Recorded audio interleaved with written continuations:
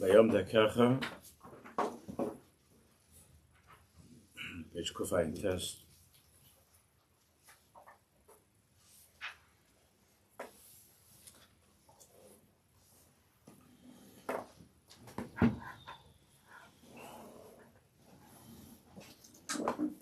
We're learning about the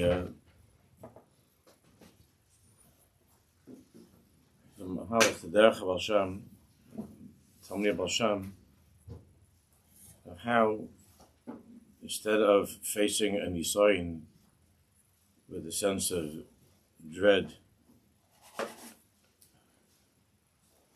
and yeyush, but to see it instead as we were learning last week, as a hizdamnus, as an opportunity for a person, for each one of us to be able to show HaKadosh Baruch Hu our ne'emanus, our loyalty, our faithfulness, and to be able to be among those who are Avodah Hashem Sinura, Avodah Hashem Sinura, and to have a strong positive attitude, to be misgaber, and to face the nisayin with optimism and determination. And on the Kufayin test, the last words in those pages, Machshavas Ke'elu, these types of thoughts, nice koyach v'cheshik b'hisgabros. Give a person a koyach and cheshik to be misgaber. Ki oza hisgabros nasis mitoich matara. This garbus is with the objective of the goal. It's not just that I shouldn't fail, but rather that I should be zeicha to use this as an opportunity to show myself and to show Hashem that I'm an ish ne'eman, that I'm somebody who's faithful to Him, that I'm loyal to Him. L'samech also, that I have an opportunity to give Him nachas, to give HaKadosh Baruch Hu nachas. Look at the Reish Tzadik Zayin, footnote Reish Tzadik Zayin, that's what we're up to. Nearby, Kedei lahasliach ba'avodas Hashem b'zman ha'nisayin. In order for a person to be masliach in Avodas Hashem at a time of nisayin, Shbam koyach ha-seichel, ha-haskil, seichel, koyach ha-hargasha shalodam nachlashem. Of course, the greatest problem is that all the things that we're learning, they're all very effective, they're all very true, but good thoughts and good feelings. But the problem is that at a time of nisayin, as we learned earlier, at a time of nisayin, the person often loses his mind and loses control over his hargeshim, his emotions. The seichel becomes very weak at that time of nisayin. The seichel becomes very weak, and the hargashas and the emotions become very, very confusing. Afilu maskasim lagamri. Afilu maskasim lagamri, and sometimes they become entirely concealed, entirely covered. To think rationally, to be in a good place at a time of nisayin is very hard. U'margish rak es gadol hanisayin v'hatayva. And all the person can feel at that moment is the overwhelming nisayin, the strength of nisayin, what it seems to be the invincibility of that nisayin, of that tayva. Hakorach latzliach bezeh. So if a person's seichel is not strong at that time, or the seichel is missing, and even the regular emotions are in a difficult place. So what's left? So the answer is they meet this and the cross netzach, hide and yisai. So at a time of that Tayva, at the time of the Nisayin, there's a weakness in Chachma, Bina, Das, Chesed, Vura, and Tiferes, the spheres of the intellect and of the emotions. At the moment of the Tayva, at the moment of the Nisayin, those midas, those spheres, those midas in the person are not doing well at the time of the Tayva. We have the lower spheres, the lower midas of Netzach, Hide, and Yesod that can rescue the person and can still be accessed in a clear and strong way to save the person. In Yonosh Midas HaNetzach Hu, the Indian of the Midah of Netzach, of Shiwasam HaYisel Netzach, is Akshanis, next page, Va'azis the Kedusha. Netzach, the Midah of Netzach, of Nitzuach, of Netzach, is Azis, it's a Akshanis, for stubbornness, and Azis, a certain brazenness, and a chutzpah, and Akshanis. Vaz the Kedusha, Lis Akesh, Las is Ratzon Hashem Yisbarach, that even at that point, where the higher madregas of the seichel and of the hergation, of those higher midas of Chabad, and then Chagas, Chachma Bina Das, and Chesed Gvur Tiferes, are not helping him because of the confusion, because of the power of the Tayva. Still, the midas that a Jew has of Netzach, Hide, and Yesod, this Akesh, to muster up together, to bring together a certain azaz, a certain akshanis, a stubbornness. Lasis is Ratzon Hashem Yisbarach, to do what's right, the Ratzon of Hashem, Gam Kishiyesh Nisayin, despite this Nisayin. And even though he's rationalizing it, and even though his midah of chesed is pulling him dafke in the wrong way, he's able to come to this place of netzach, l'natzayach, and az the kedusha, and akshanis, gam kesher margish chayshach. Even though the seichel is dark and the emotions are dark. When the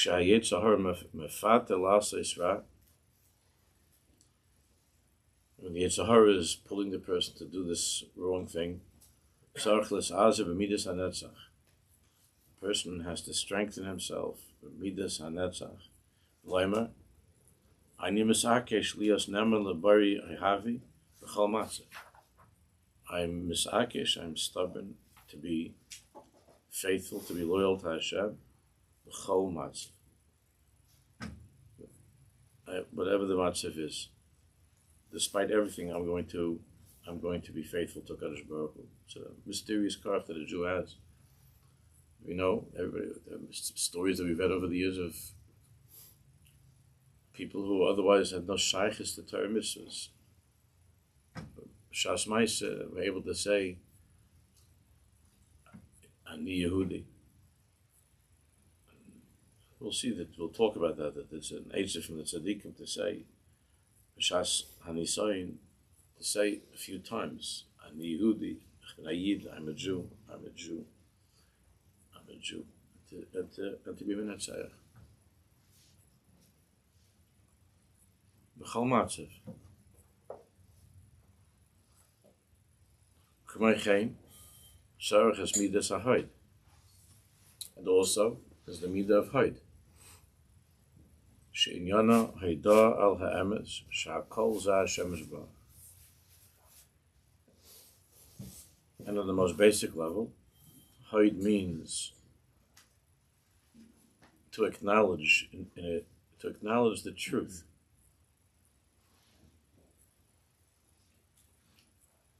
Like when we say moide menach nalach.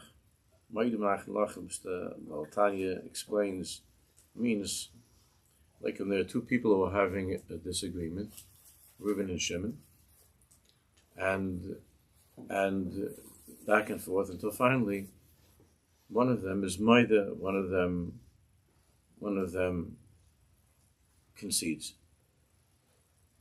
So on a very basic level, the midah of hoid is that concession, is that acknowledgement that it's you, it's not me. It's the midah of hoid.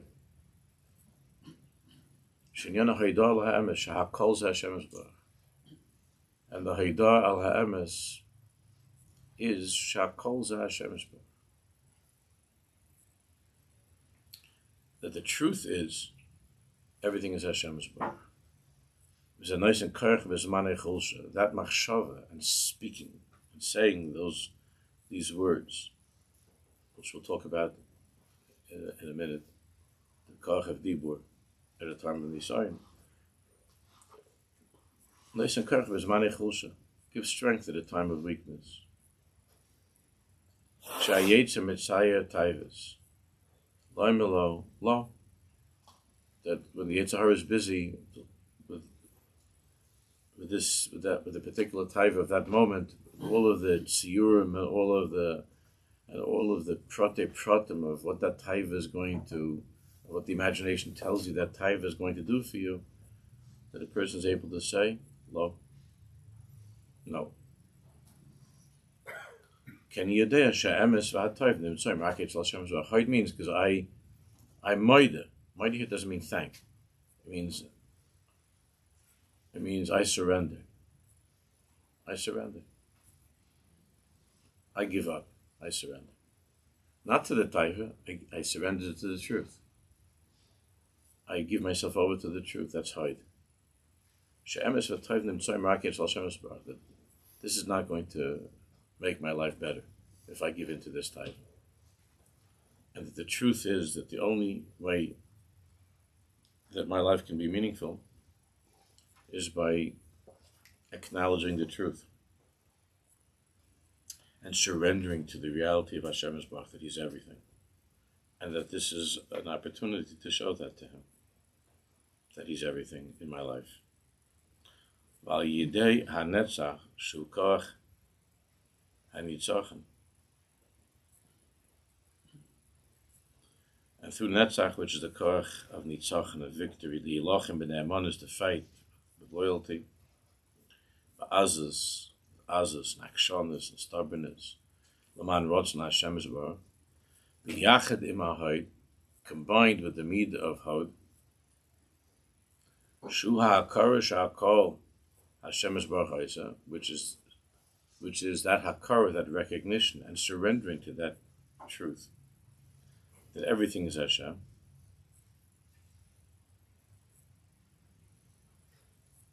And this came from Kodesh Baruch Hu. And the whole tachlis of being in this world is to be able to believe that within this dimyan of the yeshus of this world, there's the ayin of the infinite one Himself, and any dimyan that I have of pleasure that I'm going to get from this Tayva is an Yitzaytzev Elokus, that it was sent to me to be Megala, to reveal in this world, Davke through this Nisayin, the mitzias of that ayin of HaKadosh Baruch Hu. V'ein toiv mi belado, and there's no toiv. There is no toiv. This Tayva is telling me this is toiv. This is good. This is good. That's sheker. This is not good. There's ain't toiv. There's no toiv except for HaKadosh Baruch Hu. Then yasliach be'ezah Hashem. The person has the tools to be masliach. Lamed b'nei amanas bris hayisai. To stay intact and faithful to the bris of that covenant, of that bris with the HaKadosh Baruch Hu, which is the mid of Yisai, ki Yisai in Yana, the kasha called Davar l'shasha. The mid of Yisai, as we've learned at length in the Bru Yosef Tzaddik, is the kasha called Davar l'shasha, was to attach everything to its shirish. The kasha called Davar l'shasha. L'Hashem Yisbarach. U'be'ikar l'kasha es atzma elav Yisbarach. And the ikir is to connect oneself to HaKadosh Baruch Hu, to the Hadas Rakmi or Hashem Baruch. That all of one's tandig, one's pleasure, is that relationship with Hashem Baruch, and doing what's right. Mezegam kasher eina margish hagoshes. And it's even though you're emotionally, at that moment you're emotionally dead. You don't have any feeling of ahava for Hashem at that moment. You're not excited about being about the Torah mitzvahs at that moment. Elarak mitoich ne'amonus b'koyer zichron hadavekis sha'isa. But with the midas of Netzach Chad Yisod, a person can remain faithful because of his memory, because of that connection. Shahis of Dvekus, of who he is in his whole life, to try to be somebody who's dovuk to Hashem, and not to lose that over some silliness. Hakar shazu happens, and the hakar, the recognition, and the ability to surrender to the truth, despite the fact that at that moment it's very hard to do that. The top of Kuf Pei, Dvekus.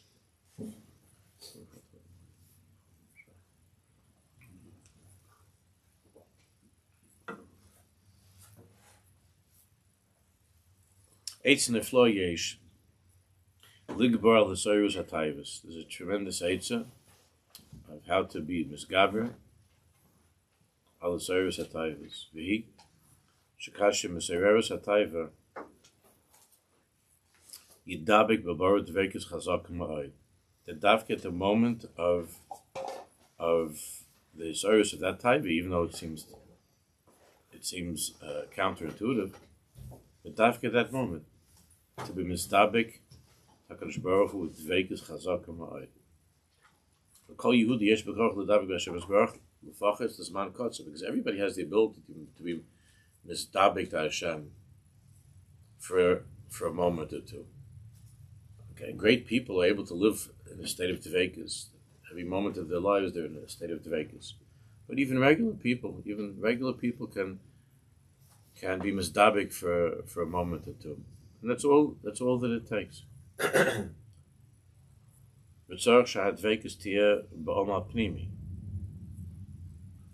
the Dvekus has to be with all your strength. To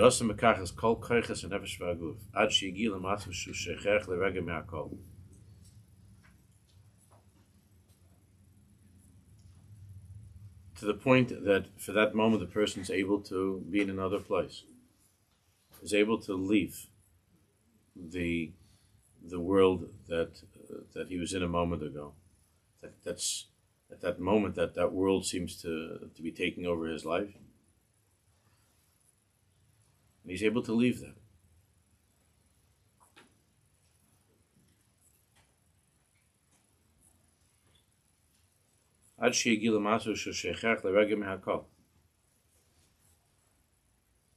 He's able to forget everything. He's able to go to a different place. I was talking to I have I would say I have this chus that I try to. There's a wonderful person who I work out with twice a week.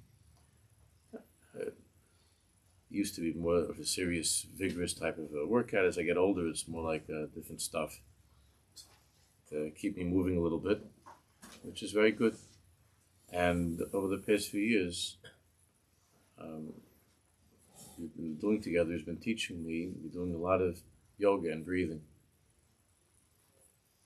which I never knew what it was. I always heard about these things. I didn't know about it. And it's good. It's really good. And he said something. We were talking about this. He's a person at the yeshiva. So we were talking about this, and he said, "Can you imagine what would it be like if before davening,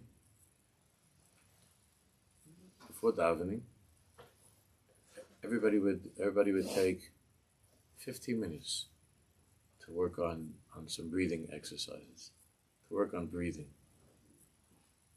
with the eyes closed, in that place of pashtas and menuchas and nefesh, and to work on breathing." And he got all excited. He said, "We have to try to do that. And I said, it's.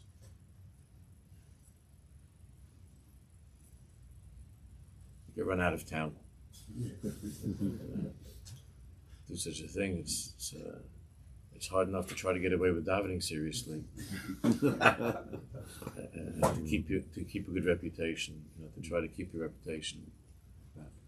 It's enough people make fun of all the just trying to daven seriously. But if you do that, we'd be finished. Which of course his response was, "Are you serious? That's what you're afraid of?" Like, what about Avodah Hashem? Of course, it's entirely true. We know the Chassidim Rishonim, they were shy before davening. Of course, there's enough Avodah like that. The Kadmonim, the Isaac, and all of these things. Where did all of these things come from? It came from the Torah. All these things come from the Torah. To be able to be in such a state, because it brings a person to an ability to be in another world, in a better world than the running and the this and the that, and then putting your towels and tefillin and chapping your eye and this and catching up to that, and then saying a couple words, running out. It's not a bad idea. How to do that and when, and maybe once to try it and experiment, to have him come in and to work with a chavra. It's not a bad idea. It's not a bad idea. I'm not saying you do it on a regular day of the week, but maybe to think about something like that as an option. To have a little bit work like that, to work on that a little bit, of how to come to a different place. Not just b'shas hanisayin, but to be able to be like a little bit the taste of what that world was, of the Chassidim Rishonim, of the earlier Chassidim, the ones before the Baal Shem, a long time ago. To be shy a little bit, to be in a quiet place, and to breathe. Because the truth of the matter is that when it's done properly, it takes you to a different place. It takes you to a different place. And it's a good place. It's a different place, it's a good place. And everybody's able to do that for a few minutes. So what the tzaddik is saying over here is that even though it sounds like ridiculous, how could I have this terrible Tayva. I have this tremendous Tayva to do an Aveira. And the Aish is, be mizdabek to Hashem. So the person thinks, if I was such a Jew, that I wouldn't have such Tayvas. That's ridiculous. Because every single one of us can stop and leave that world of the Tayva. Every one of us can do that. Just to leave that world. That's another way of Vayonas Vayetza Chutza. Not to physically run away, although sometimes you have to do that too sometimes, but to be in that same place, but to be able to run away. And he was telling me how they have places of work.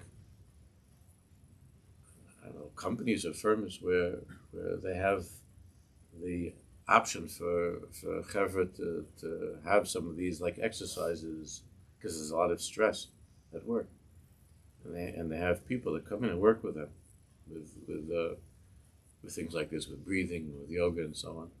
And it's an entirely different day for those people. So why should that only be when it comes to making money and not making friends with Hashem's Baruch? Why is that only?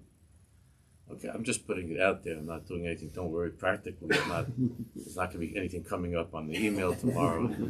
Sunday morning yoga, pre-davening yoga. But a person can dream and talk about some good things, and maybe and at some point in the future, shy here and there to try to work on some things. I'll do a lot. Yeah, why not? But a person can leave the mitzvahs that he's in. Person can leave the mitzvahs.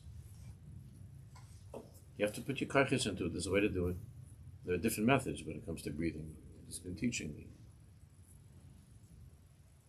and it's remarkable.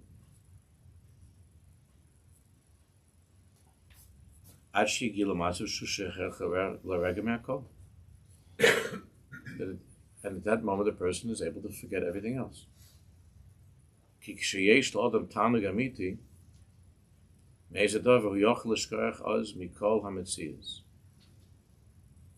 brought down in the Svarim that this is the Indian of, it says by Avraham Avinu, Parshas Vayera, by Elone Mamre. And Mamre is the Oisius Machshava Ra, Machshava Acheres. Why is that by Elone Mamre? I'm not going to go into right now. But the Eitzah of Mamre, of Mem Reish Aleph, is Machshava Ra. If a person has a bad thought or a destructive Tayva, the strongest Eitzah is Machshava Acheres, to move into a different Machshava.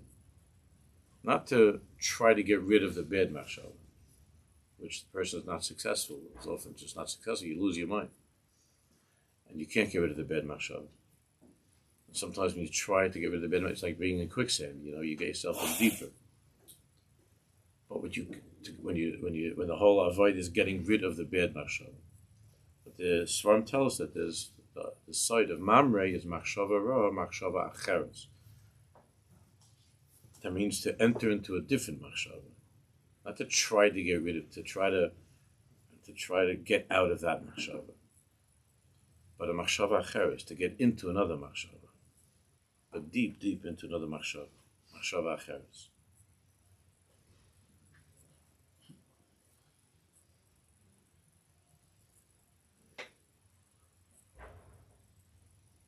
Yikones, the dveik is kazu chazaka, actually yichpaslo mashahay kodesh, and a person can enter into that new machshava of dveikus, a new positive machshava, a healthy machshava of dveikus akadekach, that he has such a tanug from that new machshava. Actually yichpaslo, he doesn't care about the thing that he was, the bad thing that he was being pulled by. It doesn't care about what was and what's going to be. This moment he's in a machshava acheres, he's able to enter into a different machshava.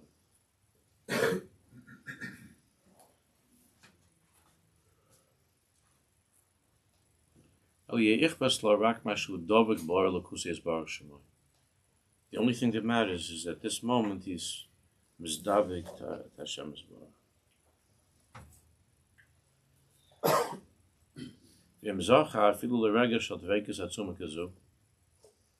if a person is zeiche, even for a moment like that, Again, the tzaddikim live like that, but everyone can get that moment. Then he's able to walk away from the nisayon, to leave it. He's able to laugh at the nisayon. And even though in a few minutes he descends from that place, he comes out of that place, of that dvekus.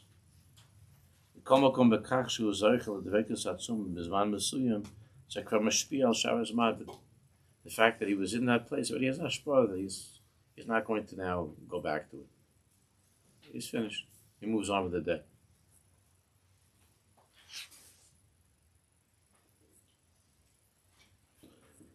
Well, kol hatadugam v'hatayvis she'oivim al nishmeis Yisrael tzarech lavad ba'ofen hazeh sheyachlit lihikanes l'dvekus chazaka. But all of the tanugim, all the tayvas that a person, that a Jew has, the Avodah is to try to enter into a place of dvekus, of strong dvekus. Because a tanug, the moment of, we spoke about this a lot, there are many teachings of the Pisatzna where he talks about this. It's a very, very big inyan in the Svarma Kodesh. That when a person has a Tayva, means that world of Rotzen, of Tanug, is open. And Rotzen and Tanug is the highest place in a person.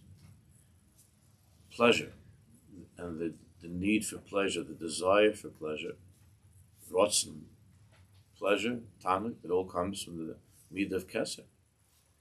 It's higher than Chachma, Bina, and Das, and other spheres. It comes from the highest place. Tanug, pleasure, desire, comes from a very high place. Allah B'Ritzonius Baruch, that Hashem created the world, we don't know what that means, but the beginning of all the creation is Allah B'Ritzon, that Hashem had Kivyochel Arotzon at Tayva. It's the highest. It's higher than everything. So when a person has a Tayva for something, whether it's good or it's bad,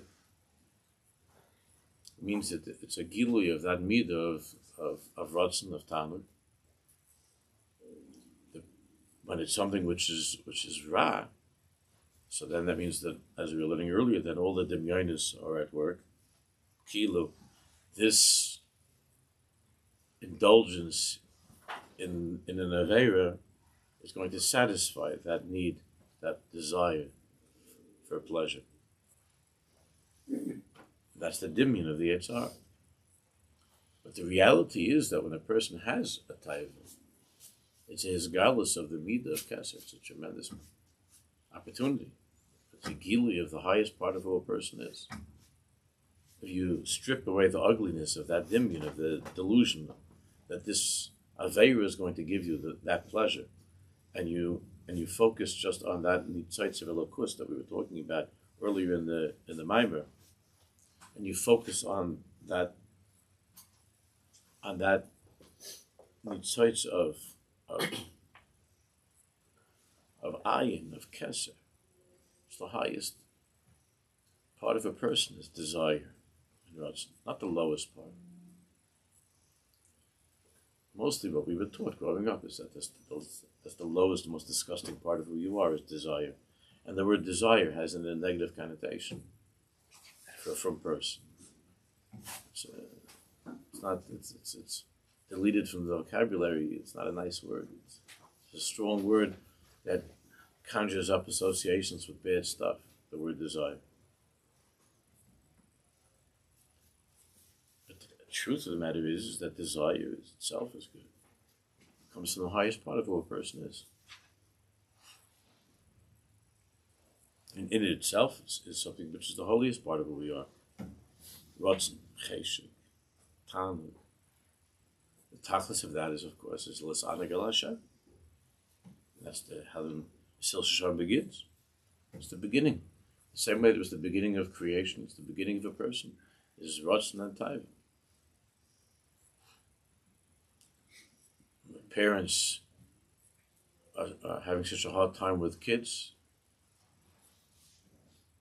they're losing their minds over the kids is because a kid is a chefza of Ratzon and Tan. It hasn't been filtered. The way that over time, as we grow up, we use more Chachma, Bina, and Das, and so on. A child is unfiltered Tayva. I want. He said. And the desire to have the pleasure of that want being satisfied. And since they're talking with children,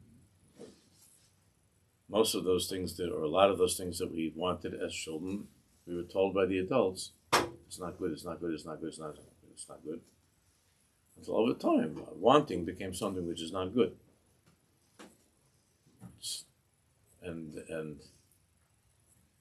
And as a result of that, the associations of desire, of taiva, which Chazal used the word nis'av HaKadosh Baruch Hu, that the world was created because of Hashem's taiva, Hashem's desire, whatever that means. Nis'av taiva. But we associate taivas with something, with things that are there.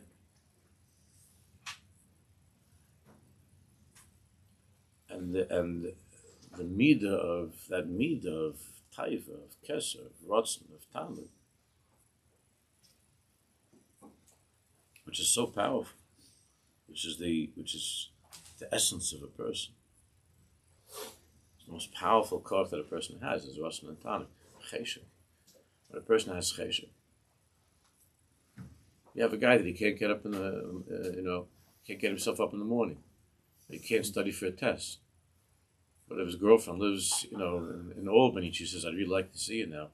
He's on the highway. It's there, 1 o'clock in the morning. He's on the highway. He's on his way.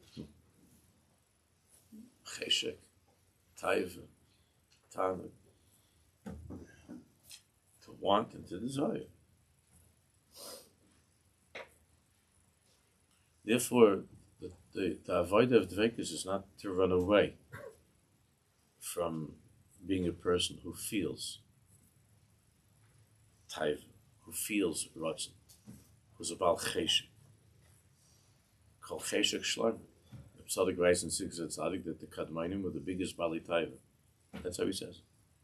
Sikkas Tzaddik. He says David HaMelech was the biggest Baal Tayva. Avraham Avinu, Yitzchak, they're the biggest Bali Tayva. We would have thought that these tzaddikim, that they didn't have taivas, that they were studious nerds, that they were like the good boys in yeshiva. So, Tzaddik, he brings Kedarka, Kaltar Kula, that Cheshek Shloim, that the Kadmainim, they were big Bali Tayva. But even when you hear the word Bali Tayva, it sounds like it's not nice. That's not true. They were people of tremendous longing. That's how they changed the world. They were people of tremendous Cheshek, tremendous Ratzon, all the Ritzaynus had. Great people, great Ritzaynus. But they knew how to use them. The Cheshek, David HaMelech, wasn't about Tayva. Big Bali Tayva.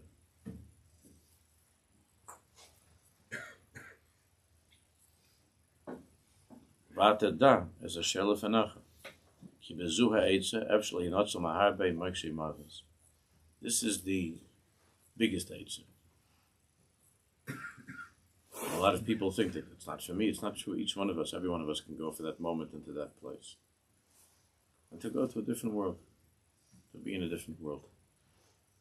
Libi Chol B'Kirbi is only for the Nefesh of Hagaskin, but the Cheshek is not gone. No, that's a big mistake that people make, right? And that's what we learned a lot when we learned Arish Tshuva years ago. The Cook writes a lot about that in Arish Tshuva. Because when one learns only the classic tshuvas from, the feeling that one gets, the sense that one gets is that, and they'll always quote the Rambam in the Shiur, ani ish acher, I'm a different person. So the sense that one might pick up, although it's not the panemius of what the Svarm is saying, the sense that one might get is that tshuva means that I have no feelings anymore. I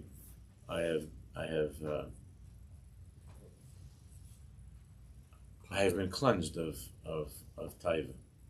I've been sterilized, like an animal that is taken and sterilized. Because we don't want the animal to have more animals, so they sterilize the animal. So the animal is no longer Bal Tayva. It's no longer Bal Cheshek. A lot of mechanchim try to do that to the kids. That's a very common practice in our world. Sterilization. No, it's not that. It means that it's cleaned of all the psilas. And now that the heart is free of all the psilas, it can soar with the Tayva of Vekas. Doesn't mean not to want, not to have a cheshek.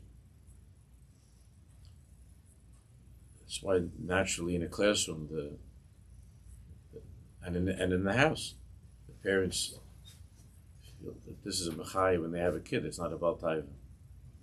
It's like those are the best kids, the best students. That's a huge mistake. They're all good kids. They're all great. But to think that the kid that's the Bal Tayva, that's the Bal Cheshek, is a schlechter, it's a huge mistake. And the kids that are the best kids are the ones that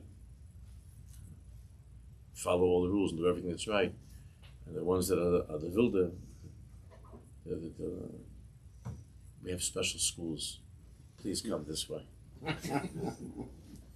And they're greeted by somebody in a white coat with a, what's it called, a syringe, yeah, in a white coat, please. So I'm only 9 years old. Just please come this way. Then they're nurses and people. Have a seat. Give the kid a shot. Now he's going to be a good boy.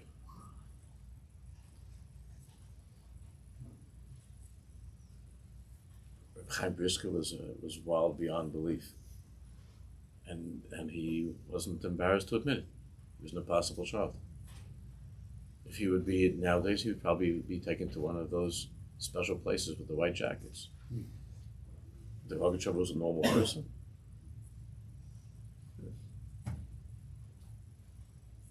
Well, the greatest people who ever lived were wild. But they're hard to manage, and everything now is about management. So they're hard to manage. Those chevra are very hard to manage. Therefore, for the teacher, especially nowadays, you have 25, 30 kids in the class, and you get this guy bouncing all over the place.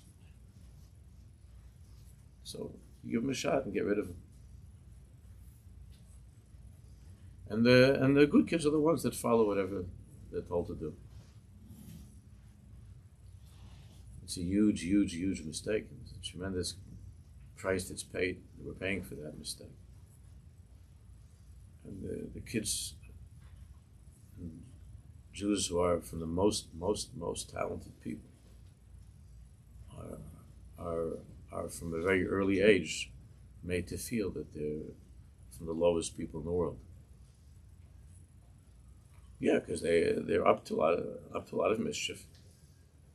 It's true, and they don't keep to the schedule. They're not sticking to the schedule. We spoke a lot about the Shamas of Tohu in the Chavur's Yosef Tzaddik a few years ago. These are powerful Neshamas of Tohu. They have unbelievable, unlimited kaiches, especially before Mashiach comes. And they live in a different world than the rest of us. And those who live in the Olam HaTikun, they look at these Neshamas from Tohu, what's going to be with you? My wife had this conversation with somebody who called up about one of the girls from the shul, for shidduch. Somebody from some mother who thinks she's from the world of Tikkun, I guess. And she called up to talk to my wife yesterday. And she had a question about the seminary that was chosen by this girl, that it's not considered to be like from the most regular seminaries, whatever that is. And my wife is trying to explain to her, and I was in the room where I was trying to explain to this person. This person didn't understand why did she not go to the place like the place where everybody else, all the very frum girls go to. So I was trying to explain that she came to the conclusion after speaking to a lot of people that she would grow. She would have an opportunity to grow more in this place. The lady did not understand what that meant. No, she didn't understand what it meant. She said, but that's not what we do. The good girls don't go to that place. My wife said, she's a great, fabulous girl that wanted to go to a place where she would grow most. And she was right. She had a fantastic experience. And the lady didn't understand. And my wife is just trying, I heard my wife going on and on, trying to explain to her. And the parents of Shiur, and the whole thing was like a mystery, because the Yiddishkeit that she was talking about, that this lady was talking about, was completely chitzonius. It was just about appearances for her son, just about appearances. And this girl is all about Pnimius and Avodah in a very healthy and normal way. She's a very frum girl, very tzanua. And my wife's trying to explain to this lady that, and of course I said to my wife, please call up the family and tell them to stay away from this. I mean, our family is this, if they're going after, stay away from this. This lady, this mother-in-law, spells trouble already. I see it's coming up. It's going to be a shvig over here. Prim and proper. And there's nothing that's inappropriate about this girl, except that she cares. And she's sincere. And she wants to grow. These are all red flags in our world, you understand? If somebody is sincere and wants to grow, that's a red flag. That could mean trouble. Could mean trouble. Who knows? Who knows? First of all, this could potentially make very great demands on her son, because she might be disappointed if he doesn't go to shul or go to learn. So she doesn't want her son to have to be challenged by such insanity of a wife who expects him to be also someone who's growing. These stories go on and on and on. But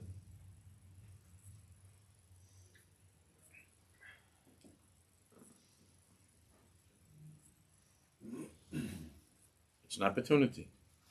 These neshamas davke have tremendous koiches of changing and of growing and of bringing other people to a different place and so on. But those who are not like that become very intimidated by those people.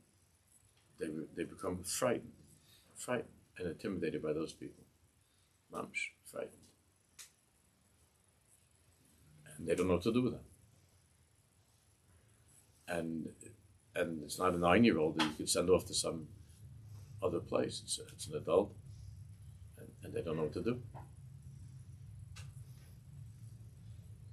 But Darkecha, Tayva, and Cheshik and Ratzon is the highest part of who we are. It has to be controlled and channeled and used properly. I was talking about that yesterday in the Avodah Chabur. We were talking about mid of kas, of anger. Where does anger come from? We were talking about that yesterday. Anger, which is the most horrible Mida, anger, the shorish, the root, the shorish of anger is ichpatiyut. Like, I care about something, and it makes me crazy. It's a very deep thing. And kas comes from a very deep place. Then it gets ugly. But the shorish of kas is ichpatli. This is important to me. It's so important to me that I'm going out of my keilim. So even the root of that is something which is very holy. The root of anger is very, very holy. It's a very difficult klipa to fix. It's very hard. But the root of it is, because the root of everything is elokus. So the root of this person's temper is echpatla. I was talking about this a little bit yesterday. The klipa of Amalek is lo echpatla. Lo echpatli shum davar. Amalek is hashakarcha, is krivus, is cold. Okay. The angry person is somebody who cares. He cares so much that he's making everybody's life miserable, including his own. But it's not that he's an empty person. The ashakarcha person, the cold person, the ice, they might sometimes follow the rules better. It's a kriyus, it's a klipa, a very, very thick klipa. Their wives know that. Their children know that. On the outside they could pretend pleasant people, but the ashakarcha is a bitter, bitter klipa. Tayva and cheshek and rotzen is something which is these are very great. And what we're learning now is that a person should identify, to understand what it really is. And that's already part of the tikkun. A big part of the tikkun is knowing what it is. It's not something which is disgusting and terrible and ugly. It's something which is holy. It needs to be refined. Okay, Mr. Shalom, continue.